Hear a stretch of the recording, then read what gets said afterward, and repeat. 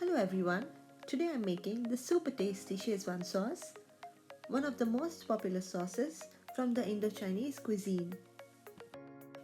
So let's begin. On a high flame, heat lots of oil because oil will work as a preservative for the sauce.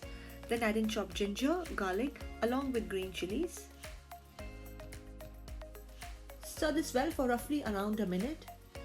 After a minute, lower the flame and add red chilli sauce. So here, instead of using whole red chilli paste, we are using red chilli sauce. Give it a good mix. You can reduce the spice level by reducing the quantity of green chilies.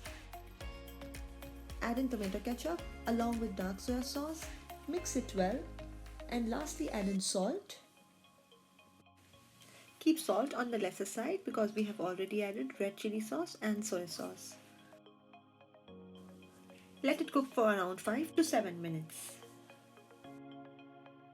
And there we have the most amazing Schezwan sauce ready in a few minutes.